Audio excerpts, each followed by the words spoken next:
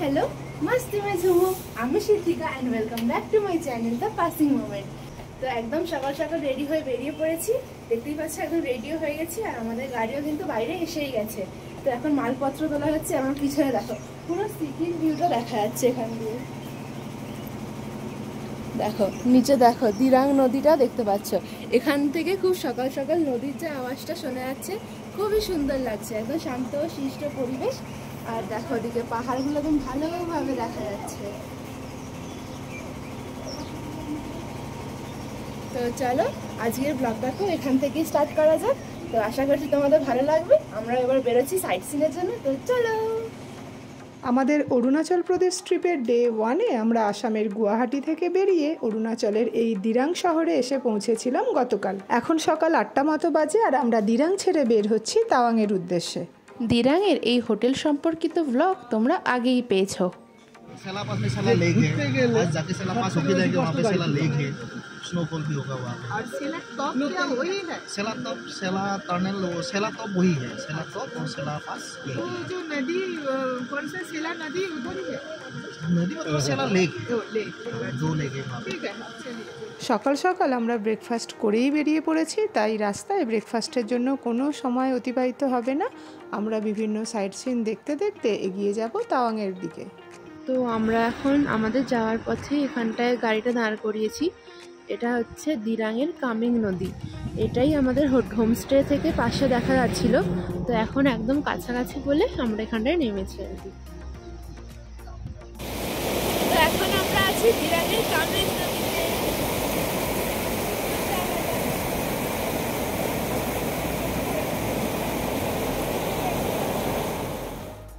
পাশ থেকে নদীর শব্দ শুনেই আশা করছি বোঝা যাচ্ছে যে এই জায়গায় নদীর গতিবেগটা কতটা।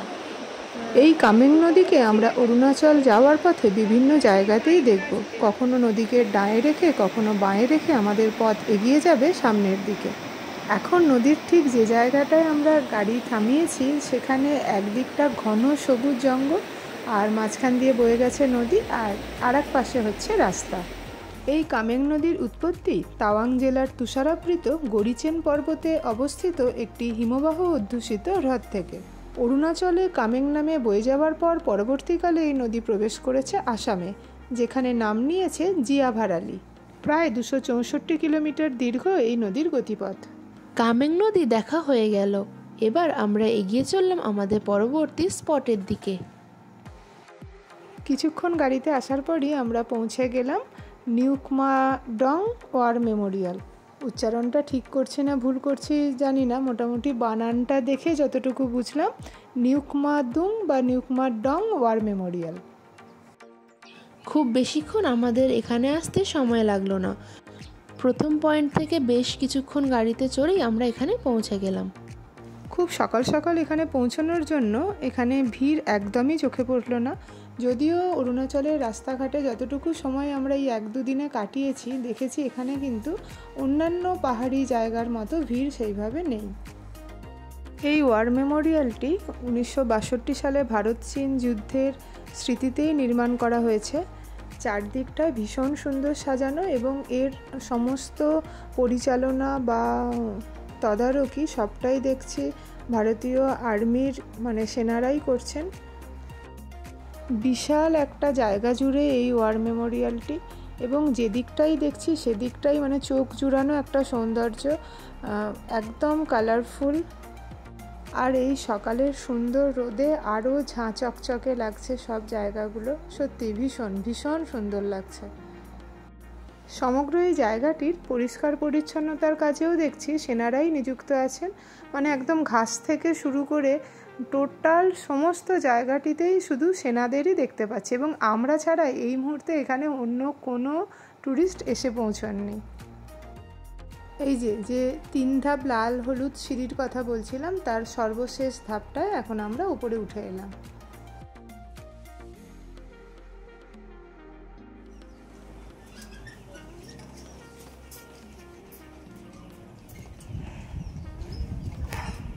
তো আমরা এখন আছি ওয়ার মেমোরিয়াল মিউজিয়ামে। এই যে এর ঢোকার এন্ট্রিটাই এতটা সুন্দর, একদম চারিদিকে ফ্ল্যাগ লাগানো, পুরো কালারফুল জায়গাটা। আর একদম এন্ট্রি দিয়ে ঢুকেই এই যে এটা আছে সেই বৌদ্ধদের যেটা ঘোরে সেটা, আর এরই ঠিক ওই যে অশোক স্তম্ভে একটা বড় স্ট্যাচু মতন আছে, কিন্তু মিউজিয়ামটা এখনো এখানে যেতে হবে। তো আমরা এবার ওখানে যাবো, কখন খোলা টোলা জানি না, গিয়ে দেখা যাক। 1962 ইন্দো চায়না যে ওয়ার হয়েছিল, ইনফ্যান্ট্রি, তাতে যারা মানে মারা গিয়েছিলেন তাদের মানে স্মৃতির উদ্দেশ্যেই এটা নির্মিত। টোটালটাই আর্মিদের দ্বারাই এটা পরিচালিত। অনেক জায়গায় এখানে আর্মি বেস ক্যাম্প আছে, কিন্তু সেগুলো মানে সবার জন্য খোলা নয়, কিছু কিছু জায়গা খোলা, তার মধ্যে এইটা একটা। এর 4-5টা বলেই হয়, এই 4-5টা একটা বেস ক্যাম্পই বলা যেতে পারে। ওনারাই এখানে ঘাস টাস পরিষ্কার করছেন, পরিষ্কার পরিচ্ছন্নতা সব ব্যাপারটা ওনারাই দেখছেন। এই জায়গাটি শুধুমাত্র ওয়ার মেমোরিয়ালই নয়, সেই সঙ্গে একটি পবিত্র স্থানও হয়ে উঠেছে। এই ওয়ার মেমোরিয়ালটি ভারতীয় সেনাবাহিনীর সাহস এবং ত্যাগের প্রতীক হিসাবে গড়ে উঠেছে। প্রতি বছরই এখানে 15ই নভেম্বর একটি বার্ষিক অনুষ্ঠানের আয়োজন করা হয়। সেখানে সাধারণ মানুষ সহ ছাত্রছাত্রীরাও অংশগ্রহণ করতে পারে। এবার আমরা ঢুকছি কামেং কালচার অ্যান্ড হেরিটেজ মিউজিয়ামে। এই মিউজিয়ামটি এই ওয়ার মেমোরিয়ালের সঙ্গেই আছে, এবং যে 3 ধাপ সিঁড়ির কথা বলছিলাম একদম সবার শেষে মানে টপে আছে এই হেরিটেজ মিউজিয়ামটি। তবে মিউজিয়ামে কিন্তু সেইভাবে কোনো সিকিউরিটি বা কিছু নেই, আর্মি অফিসারেরাই এখানে মানে সিকিউরিটির জায়গাটিতেও থাকছেন। অরুণাচলের এই যে জায়গাটি, এটি হচ্ছে পশ্চিম কামেং জেলা, এবং এই মিউজিয়ামটিতে এখানকার সংস্কৃতি, ইতিহাস এবং ধর্মীয় ঐতিহ্যকে মানে নিখুঁতভাবে তুলে ধরা হয়েছে।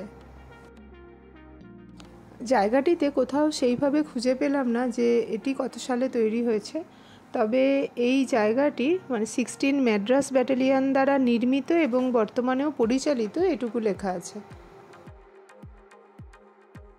এইখানে আদিবাসীদের ব্যবহৃত বিভিন্ন জিনিসপত্র, তাদের সাজগোজ এবং যুদ্ধে ব্যবহারকারী বিভিন্ন অস্ত্রশস্ত্র এখানে রাখা রয়েছে।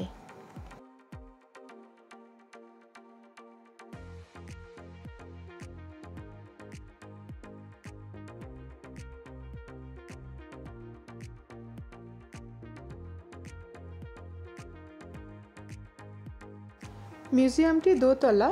নিচের তলায় মেনলি অরুণাচলের জিওগ্রাফিক্যাল বিভিন্ন ফিচারকে, কিছু জিনিসকে ছবির আকারে, কিছু জিনিস অরিজিনালি রাখা হয়েছে।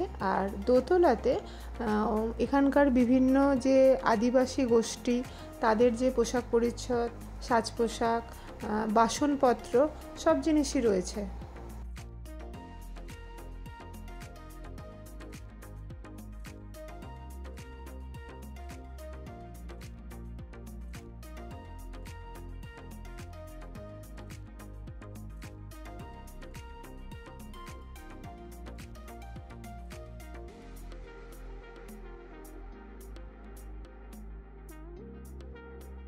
হয়ে গেছে আমাদের মিউজিয়াম ঘোরা, তাই আমরা বেরিয়ে এসেছি। আর বেরিয়ে একটু পেট পুজো, বাইরে বেরিয়ে আমরা একটু খেয়ে নিলাম পকোড়া।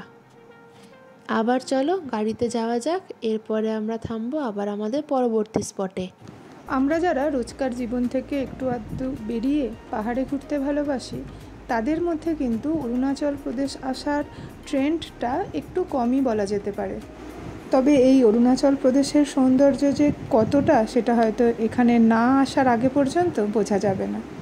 যাই হোক, কথা বলতে বলতে আমরা চলে এলাম আরও একটা আমাদের সাইট সিন বা স্পটে। এটা রোড সাইড একটা ভিউ পয়েন্টই বলা যেতে পারে। তো নামি এসে গেছি আমরা সেলা ওয়ারিয়ার স্ট্যাচু বা বৈশাখী ভিউ পয়েন্টে।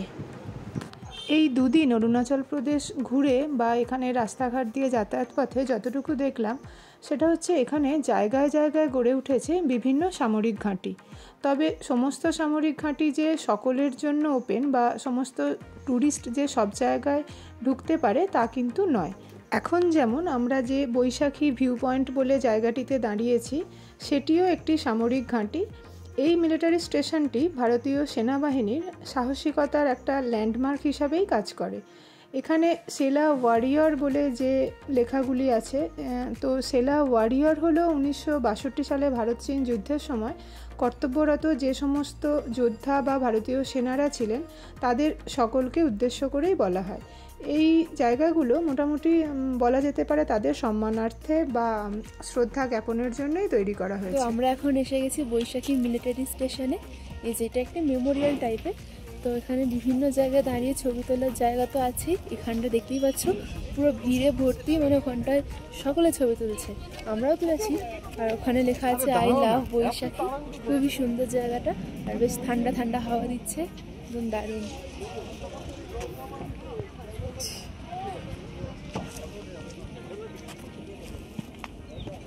কিন্তু এইখানটা ছবি তুলতে দিলেও, এই যে এই জায়গাগুলো ছবি তুলতে দিলেও, এই যে এই গেটের সামনেটা এখানটা ছবি তোলা যায় না।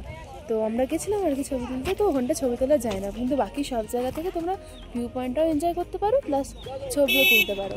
এই জায়গাটি একদম রোড সাইড পয়েন্ট হওয়ার জন্য এখানে মানে ছবি তোলা বা দেখার জন্য কোনো রকম এন্ট্রি ফিস লাগে না। একদম এদিকে পাহাড় দেখাই যাচ্ছে আর তার পাশে। যাই হোক, এই পয়েন্ট আমাদের দেখা শেষ। এবার আমাদের আবার গাড়িতে উঠতে হবে এবং এগিয়ে যেতে হবে সামনের দিকে। আমরা তো পূর্ব ভারতের বাসিন্দা এবং সেই সঙ্গে পশ্চিমবঙ্গবাসী। আমার কিন্তু ভেবে এটা অবাক লাগে যে আমরা সেই অর্থে যতটা বেশি পরিমাণে সিমলা, মানালি বা কাশ্মীরের দিকে বেড়াতে যাই, আমরা কিন্তু সেই অর্থে অরুণাচল প্রদেশের কথা ভেবে দেখি না। কিন্তু এই অরুণাচল হলো নর্থ ইস্টেরই একটা রাজ্য এবং ভেবে দেখলে আমাদের হয়তো বেশ কাছের একটা রাজ্য বলা যেতে পারে।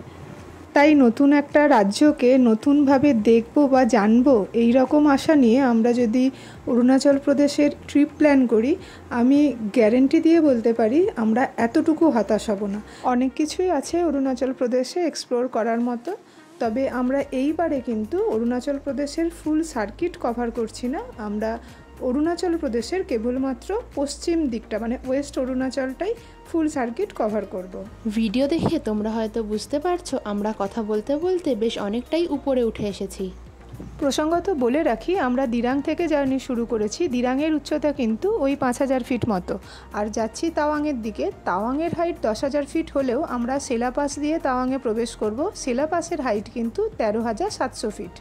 চারপাশে ছড়িয়ে ছিটিয়ে থাকা বরফের স্তূপ কিন্তু জানান দিয়ে দিয়েছে আমরা বেশ হাই অল্টিটিউডে উঠে এসেছি এবং চারপাশের ভূপ্রকৃতিও বেশ পরিবর্তন হতে শুরু করেছে। চারপাশটা দেখলেই বোঝা যাচ্ছে এখানে কিন্তু সবুজের ছোঁয়া ধীরে ধীরে অবলুপ্ত হয়েই গেছে এবং দুদিকটাই কিন্তু বেশ রুক্ষ সূক্ষ্ম। চলে এলাম আমরা তাওয়াং ঢোকার যে মেন এন্ট্রি পয়েন্ট সেই জায়গায়। এই আমরা ঢুকে পড়ছি তাওয়াং শহরে। এরপর কিন্তু উচ্চতা ধীরে ধীরে আরও বাড়তে থাকবে। তো এসে গেছি আমরা সেলা পাস বা সেলা ড্রপ। এই সেলা পাস বা সেলা ড্রপ হচ্ছে দুটোই একই জিনিস। এত হাওয়া দিচ্ছে, একদম ঠান্ডা কনকনে হাওয়া। ও আর এখানে দেখো একদম পাশেই বরফ জমে আছে, ওখানেও বরফ জমেছিল। আর যখন রাস্তা দিয়ে আসছি যেন মনে হচ্ছে রাস্তার পাশে পাশে একটু একটু করে কেউ বরফ ফেলে দিয়ে গেছে। আর এই যে ওইখানেও যাওয়া যায়, দেখো অনেকে গেছে, ওখানে আমরা যাব। আর এই সাইডে এই সাইডে হচ্ছে সেলা লেক, ওখানেও আমরা যাবো। সবে মাত্র এসেছি, আগে চলো ভালো করে জায়গাটা এক্সপ্লোর করে দেখা যাক। আর খুবই ঠান্ডা কনকনে হাওয়া দিচ্ছে। আজকে আমরা সকাল 8টার পর জার্নি শুরু করেছিলাম। মাঝখানে দুটো ভিউ পয়েন্টে থেমেছি আর এখন ওই দুপুর 12:30 মতো বাজে। মোটামুটি সকালে যে টেম্পারেচার থেকে জার্নি শুরু করেছিলাম আর এখনকার টেম্পারেচারের মধ্যে একটা বেশ পার্থক্য লক্ষ্য করছি। আমরা সকালে কিছু সোয়েটার সেই অর্থে গায়ে চাপিয়ে বের হইনি, তবে যেহেতু জানতাম আজকে আমরা এই ভিউ পয়েন্টে আসছি বা সেলাপাস দিয়েই তাওয়াং ঢুকবো, সেই জন্য আমরা সোয়েটার মানে গাড়িতেই রেখেছিলাম, লাগেজের সঙ্গে গাড়ির ওপরে তুলে দিইনি। তো এখানে যত না টেম্পারেচার কম, তার চেয়েও যেটা খুব কষ্ট দিচ্ছে সেটা হচ্ছে প্রচণ্ড হাওয়ার গতিবেগ। হাওয়ার গতিবেগ মানে কিছুটা সেই গুরুদুংমা লেকে যেমন আমরা বছর 2 আগে ফিল করেছিলাম, কাছাকাছি সেরকমই বলা যেতে পারে। সামান্য একটু শ্বাসকষ্ট বা নিঃশ্বাস নিতে অসুবিধা হতে পারে, তবে খুব যে হচ্ছে সেটাও নয়। তবে হাওয়ার বেগটা একটু কমলে হয়তো একটু স্বস্তিতে ঘোরা যেত, এটাই একটু প্রবলেম মতো করছে। আজকে আমাদের এই ট্রিপে প্রথম বরফ পাওয়া বা বলতে পারো এই বছরে এই ফার্স্ট টাইম আমি বরফ এনজয় করছি। মানে বরফকে সামনে দেখলে এতই উত্তেজনা বেড়ে যায়। দেখো আমি গ্লাভস টাভস কিছুই পরিনি, বরফ দেখলেই মনে হয় আগে দৌড়ে গিয়ে নেমে যাই, তারপর খেলা শুরু করে দিই। ভিডিওতে তো হাওয়ার গতিবেগটা ঠিক কতটা বোঝাতে পারবো না, তবে শব্দটা শুনলে কিছুটা আন্দাজ করা যাবে।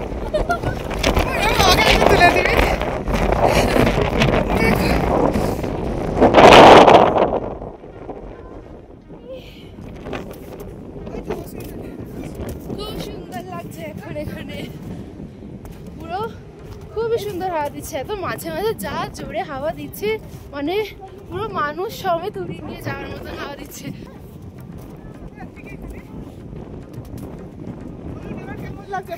কি হয়েছিল?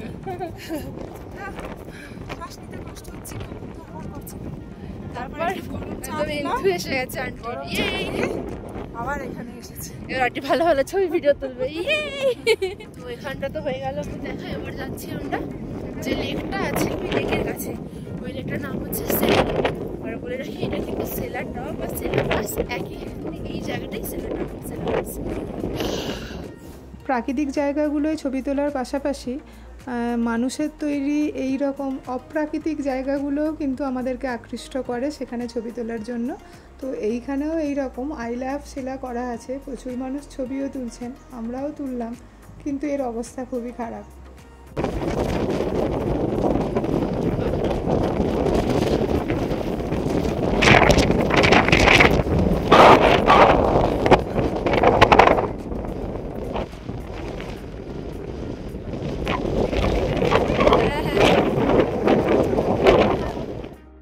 সেলা পাস বা সেলা টপে কিছুক্ষণ সময় কাটিয়ে এবার আমরা যাব সেলা লেকের দিকে। এই যে দূরে নিচের দিকে দেখা যাচ্ছে এটিই হলো সেলা লেক। তবে এখানে পৌঁছানোর জন্য আমাদের বেশ অনেকগুলি এই রকম সিঁড়ি বেয়ে নিচের দিকে নামতে হবে।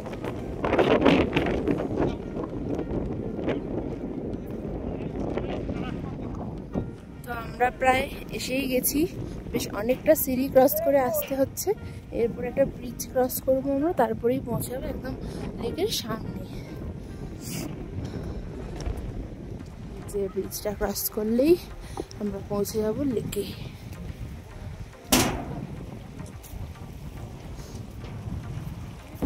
দেখো একেবারে লেকের কাছাকাছি, লেকের বাইরে একটা যাওয়া যায়, ওই যে ব্রিজটা আমরা ক্রস করলাম, এই যে গ্যাপটা দেখছো এখানটা দিয়ে লেকের বাইরেটা যাওয়া যায়।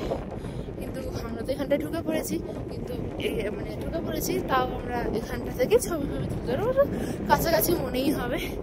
দেখো লেকটা কতটা বড়, কি সুন্দর, দেখো এখানটা পুরো মনে হচ্ছে ছোটবেলায় যে আঁকা পাহাড়গুলো আঁকতাম, মাঝখান দিয়ে একটা লেক বয়ে গেছে, পুরো সেই রকম। দেখো আমরা এখানে বেরোনোর জায়গা পেয়েছি, চলো বাইরে গিয়ে একেবারে ছবি তুলবো। কেন বাইরে গেলে বাইরে ছবি তুলবো, চলো চলো চলো চলো। এই যে সেলা লেকে আমরা এসে পৌঁছলাম, যেটা সেলা পাস থেকে বেশ অনেকগুলি সিঁড়ি বেয়ে নিচের দিকে নেমে পৌঁছানো গেল। তার উচ্চতা 13,650 ফিট। এই হ্রদটির অন্য একটি নাম হলো প্যারাডাইস হ্রদ। তবে সত্যি এখানে এসে এবং চারপাশের এই ভিউ দেখে একে সত্যিই বলা যেতে পারে যে একটা নৈসর্গিক দৃশ্য, একদমই ঠিকঠাক যে এর নাম প্যারাডাইস হ্রদ। শীতকালে কিন্তু এই হ্রদটি সম্পূর্ণরূপেই বরফাবৃত থাকে, যদিও তাওয়াং যাওয়ার জন্য শীতকালে সেলা পাস হয়ে এই রাস্তাটি সম্পূর্ণ বন্ধ থাকে, সেক্ষেত্রে সেলা পাসেও আসা যায় না এবং সেলা লেকেও পৌঁছানো যায় না।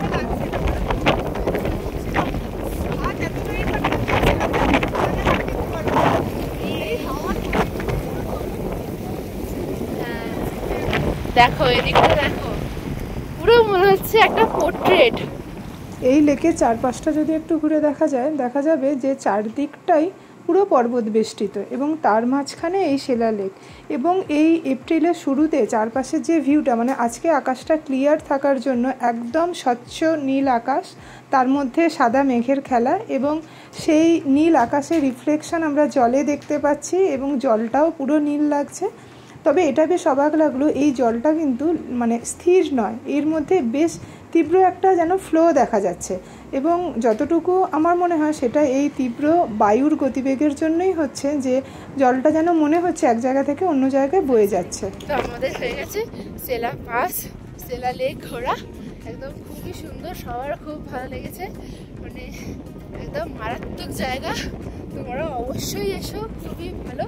তো এখন হচ্ছে আমাদের গাড়িতে যাওয়ার পালা, আর এত ঠান্ডা, হাত ফাত সব নাম হয়ে গেছে, মাঝে মাঝে কথা বলতেও প্রবলেম হচ্ছে। তো এখন আমরা যাচ্ছি গাড়ির দিকে, আর এত হাওয়া, চুল ফুল সব চোখে ঢুকে যাচ্ছে। তো চলো এখন যাওয়া যায় গাড়ির দিকে। সেলা পাস হলো অরুণাচল প্রদেশের উচ্চতম গিরিপথ। এর উচ্চতা 13,700 ফিট আর এই সেলাপাসই তাওয়াং শহরকে দিরাং শহর এবং গুয়াহাটির সঙ্গে যুক্ত করেছে।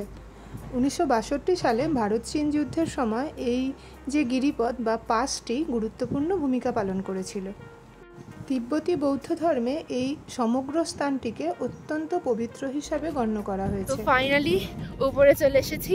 যখন মাঝখানে আসছিলাম একটু মাঝপথে অসুবিধা হয়েছিল, কারণ অনেক ক্লিপিং নিয়েছি না, তো নিচে ছবি ভিডিও তুলতে তুলতে মানে হাঁপিয়ে গেছিলাম আর কি। তো সবার ছবি ভিডিও করতে করতে একটু থকান হয়ে গেছিলো। তো যাই হোক, আবার মাঝখানে একটু রেস্ট নিয়ে উপরে চলে এসেছি। যখন প্রথম এসেছিলাম তখন কথা বলতে বিশেষ প্রবলেম হচ্ছিল না, কিন্তু যত সময়টা বাড়ছে আরও ঠান্ডাটা হচ্ছে, হাত ফাত কেমন একটা হয়ে গেছে, আর মুখটা না পুরো জড়িয়ে জড়িয়ে যাচ্ছে, সব শব্দগুলো ঠিকঠাক করে উচ্চারণ করতে পারছি না, কেন একটা অদ্ভুত টানে কথা বলছি আমি। যাই হোক, আমরা সবাই সেফলি ওপরে চলে এসেছি, কিন্তু কয়েকজনের মানে একটু শারীরিক অসুবিধা হচ্ছিল বলে ওনারা এইখানটাতে গেছেন, কিন্তু একেবারে লেকটার কাছে যাননি। তো যাই হোক, এখানে যথেষ্ট ভালোভাবে ভিডিও তোলা হয়েছে। গিয়ে বল তোর কেমন লাগলো নিচে একেবারে লেকের সামনে গিয়ে? ওর কত রিকোয়ারমেন্টস, এইভাবে তুলে দে ওইভাবে তুলে দে, এখন ভালো হিম্যান হয়ে গেছে। তো চলো এবার আমরা গাড়িতে যাই, তারপরে আবার হয়তো কোনো পাস আছে। আর মাঝে মাঝে রোদ উঠছে, মাঝে মাঝে আবছা হয়ে যাচ্ছে, কিন্তু যখন তীব্র গতিতে হাওয়াটা দিচ্ছে না, মানে ফ্ল্যাগ ট্যাগ পুরো মনে হচ্ছে মানুষও উড়ে যাচ্ছে, এরকম টাইপের। যদি ঠিকভাবে গ্রিপ না ধরে রাখা হয় মাটির মধ্যে, মানে মনে হয় তোমাকে এরকম করে ঠেলে নিয়ে চলে যাচ্ছে। যাই হোক, খুবই ভালো ছিল এই পয়েন্টটা, খুবই ভালো, মানে বেস্ট। তো চলো এবার যা গাড়িতে, এরপরে হয়তো আবার যাবো। এবার হাত পা ঠান্ডা হয়ে গেছে, তো ওটা একটু গরম করতে হবে গাড়িতে গিয়ে। এবার আর ভিডিও মানে ক্যামেরা ধরার হাতে জোর নেই। চলো এই সেলা পাস এবং সেলা লেক দেখে আমরা এবার এগিয়ে চললাম তাওয়াং শহরের দিকে। এই গোটা জায়গাটি কিন্তু শীতকালে অতিরিক্ত স্নোফলের জন্য সম্পূর্ণরূপেই বন্ধ থাকে, সেক্ষেত্রে তাওয়াং পৌঁছানোর জন্য সেলার টানেল ইউজ করা হয়। তো এখন আমরা এসে গেছি যশবন্তগড় মেমোরিয়ালে।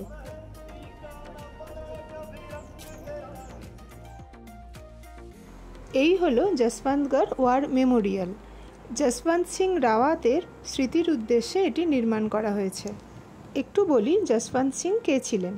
যশবন্ত সিং ছিলেন উত্তরাখণ্ডের 4 গাড়োয়াল রাইফেলসের একজন ভারতীয় রাইফেলম্যান, যিনি 1962 ভারত চীন যুদ্ধের সময় তার সাহসিকতার পরিচয় দেখিয়েছিলেন।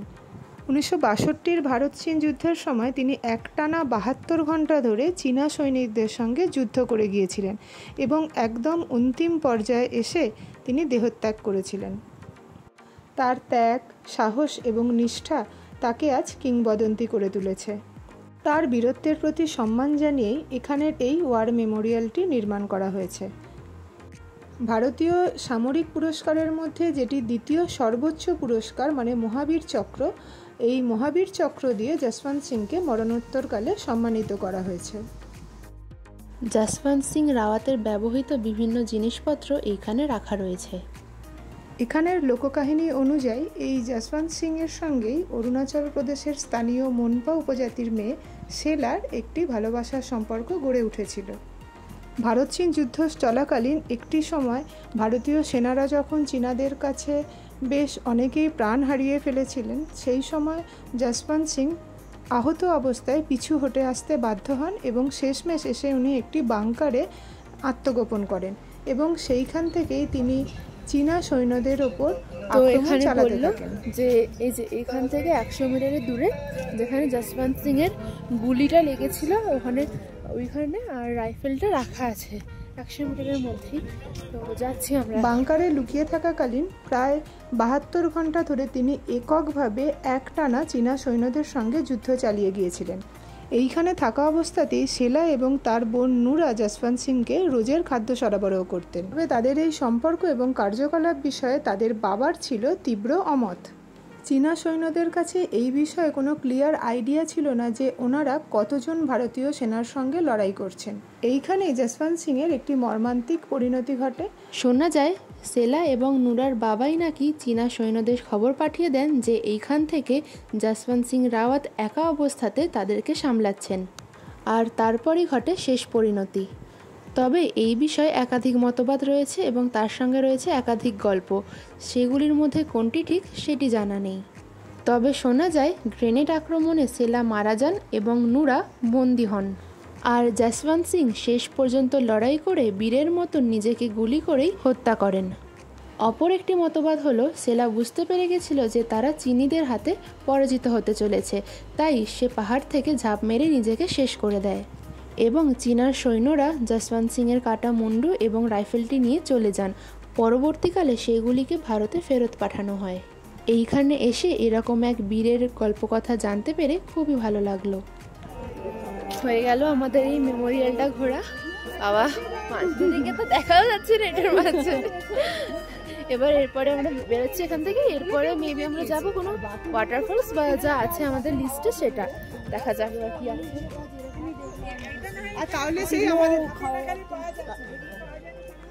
এখন দুপুর গড়িয়ে বিকেল হব আর এই সময় আমরা লাঞ্চ ব্রেক পেলাম। এই যে থালিটি দেখছো, এইটা হচ্ছে একেবারে পিওর বাঙালি থালি। এইটা দিয়ে আমরা আজকের লাঞ্চ সারলাম। তো আমরা এখন লাঞ্চ করে বেরোলাম। এত খিদে পেয়েছিল, যাই হোক করে ভিডিও তুলে নিয়ে খাবারে খেতে বসে গেছি। খুব খিদে পেয়েছিল। খেলাম আমরা বলি ভেজ থালি 150 করে। এখানে ফিশ থালির দাম 280 আর 350 হচ্ছে চিকেন থালি। আমরা ভেজ থালি নিয়েছি, তার সাথে অমলেট নিয়েছি। অমলেট হচ্ছে 60 রুপিস আর অমলেট। খাবারের দামটা একটু বড্ডই বেশি, তবে মানে থালিগুলো সাফিসিয়েন্ট খাবার, যতবার চাওয়া হচ্ছে দেওয়া হচ্ছে। তবে অনেক রকম দু রকম ভাজাভুজি দিয়েছে, ডাল দিয়েছে, ডালের কোয়ালিটিও ভালো, সবই ভালো। তবে তরকারি পাচ্ছি বিশেষ টেস্ট নেই, সবই একরকম খেতে। উচ্ছে ভাজা, ঢেঁড়সের তরকারি, বাঁধাকপি, ওলকপি ভাজা, আলু ভাজা, ডাল আর একটা মেয়োনিজ জাতীয় কিছু একটা চাটনি। সবই একই খেতে, খিদে চেটে সবই খেয়ে নিচ্ছে। আমরা পুরো একদম পাহাড়ের কোলে খাচ্ছি। দেখো পুরো পাহাড়টা আমাদের পুরো সামনে।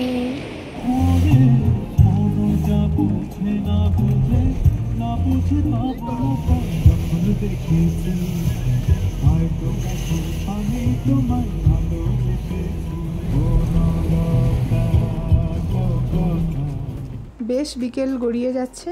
আজকে আমাদের দেখার জন্য শান্তি ভ্যালি ছিল এবং দিরাং মনেস্ট্রিও ছিল, কিন্তু যেভাবে আলো কমে আসছে সেই জন্য আমরা ডিসিশান নিচ্ছি আজকে ওইগুলো দেখব না। আমরা সোজা তাওয়াং শহরে বা আমাদের হোটেলেই পৌঁছে যাব এবং অন্য দিন আমরা ওই জায়গাগুলো কভার করব। এখানে যাওয়ার পথে বিভিন্ন জায়গাতেই কিন্তু এই রকম বৌদ্ধিস্ট শিল্প বা সংস্কৃতি সমন্বিত গেটগুলি চোখে পড়ছে, যেগুলি ব্যাপক লাগছে দেখতে।